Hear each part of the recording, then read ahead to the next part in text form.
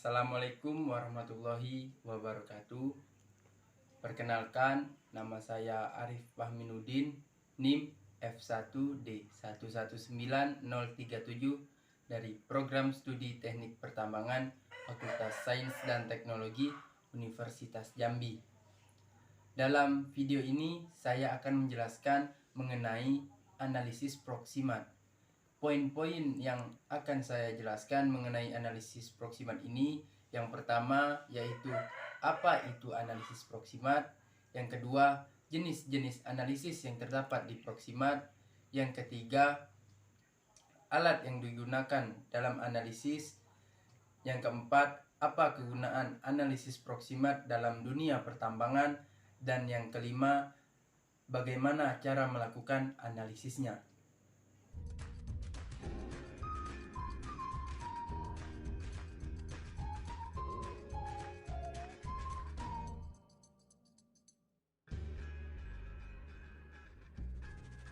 Baiklah, langsung saja kita masuk ke dalam penjelasan. Apa itu analisis proksimat? Analisis proksimat merupakan analisa yang meliputi kandungan air atau as analyzed moisture, kandungan zat terbang atau volatimeter, kandungan abu atau as, dan kandungan karbon tetap atau fixed karbon. Analisis uji proksimat batubara bertujuan untuk menentukan kadar moisture atau air dalam batubara. Kadar moisture ini mencakup pula nilai free moisture serta volatimeter. Prinsip analisis proksimat adalah secara gravimetri, yaitu pengukuran berdasar perbedaan berat setelah dilakukan pemanasan. Hasil analisa proksimat adalah rata-rata dari dua pekerjaan atau duplo, dinyatakan sampai 1 desimal dalam persen untuk kandungan air, zat terbang, dan abu. Selanjutnya yaitu jenis-jenis analisis yang terdapat di proksimat. Yang pertama yaitu kadar air atau moisture, yang kedua yaitu analisis zat terbang atau volatimeter, yang ketiga analisis karbon padat atau fixed karbon, dan yang keempat yaitu kadar abu atau as. Misalnya pada kadar air atau moisture yaitu kandungan air yang terdapat pada batubara, misalnya inherent moisture dan triherent moisture. Kandungan air pada batubara memiliki dampak negatif pada pemanfaatannya karena air yang terlalu tinggi akan mengganggu pada saat proses pembakaran. Yang kedua yaitu zat terbang atau volatimeter, merupakan nilai yang menunjukkan presentasi jumlah zat terbang yang terkandung dalam batubara seperti H2, CO2, metana, dan uap-uap yang mengembun seperti gas CO2 dan H2O. Volatimeter sangat erat kaitannya dengan lead batubara. Semakin tinggi kandungan volatimeter, makin rendah kelasnya, dan sebaliknya. Dalam pembakaran batubara dengan volatimeter yang tinggi, maka akan mempercepat proses pembakaran fixed karbon. Sebaliknya, jika volatimeter rendah, maka akan mempersulit. Selanjutnya ada abu atau as. Kandungan abu akan terbawa bersama gas pembakaran melalui ruang bakar dan daerah konversi dalam bentuk abu terbang dan abu bakar. Semakin tinggi kandungan abunya, tergantung komposisi, maka akan semakin tinggi pengotor, keausan, dan korosi peralatan yang digunakan. Maka dari itu, semakin tinggi kandungan abu di batu bara, maka semakin rendah nilai kalor batu bara tersebut. Selanjutnya, karbon tetap atau fixed karbon merupakan karbon yang tertinggal sesudah pendeterminasian zat terbang dengan adanya pengeluaran zat terbang dan air, maka karbon akan naik dan semakin tinggi kandungan karbonnya dan semakin bagus pula kualitas batubaranya. Selanjutnya yaitu nilai kalor. merupakan nilai panas yang dihasilkan dari pemanasan batu bara.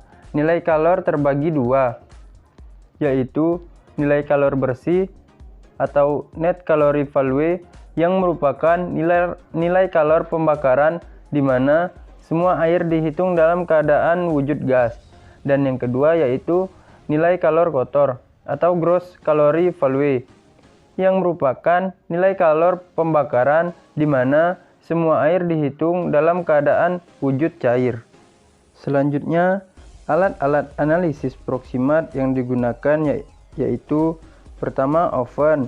Minimum oven yang digunakan adalah oven free space oven. Yang kedua, ada cawan timbang dengan tutup. Dan yang ketiga, neraca analitik. Yang keempat, penjepit cawan. Yang kelima, desikator. Yang keenam, gas nitrogen. Dan yang ketujuh, tentunya ada batu bara yang akan dianalisis.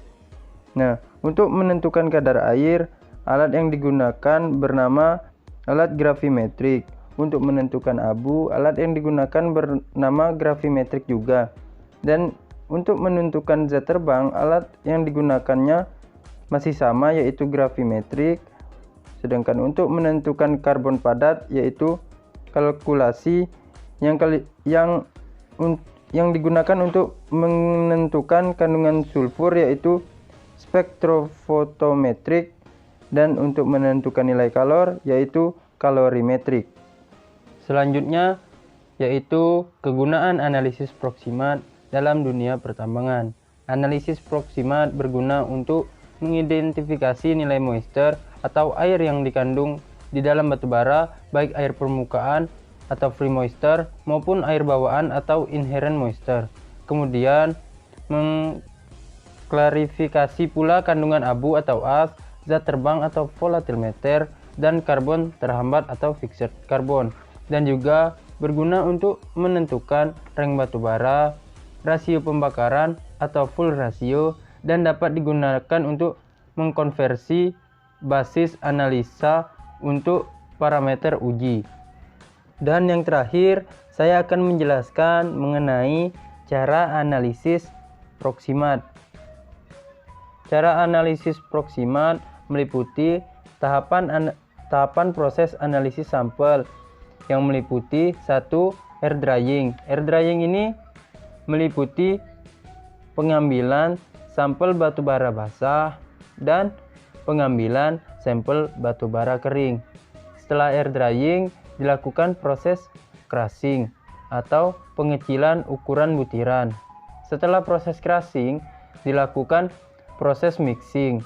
Dan yang terakhir, proses dividing atau pengecilan berat sampel. Setelah tahapan proses analisis sampel, maka setelah dilakukan preparasi, barulah sampel diuji di laboratorium yang meliputi pengujian 1. Tingkat ketegerusan atau Hartgrove Grindability Index tau. Yang kedua yaitu pengujian kadar kelembaban yang meliputi moisture dan satuan persen berat. Yang ketiga, pengujian zat terbang atau volatile matter. Yang keempat, pengujian kadar abu atau ash content, satuan persen berat. Yang kelima, pengujian kadar karbon atau fixed karbon. Yang keenam, pengujian kadar sulfur. Dan yang ketujuh, ukuran atau cold size. Baiklah, mungkin hanya itu yang dapat saya sampaikan. Penjelasan mengenai analisis proximat, lebih dan kurang saya mohon maaf. Saya akhiri. Wabillahi taufiq wal hidayah. Wassalamualaikum warahmatullahi wabarakatuh.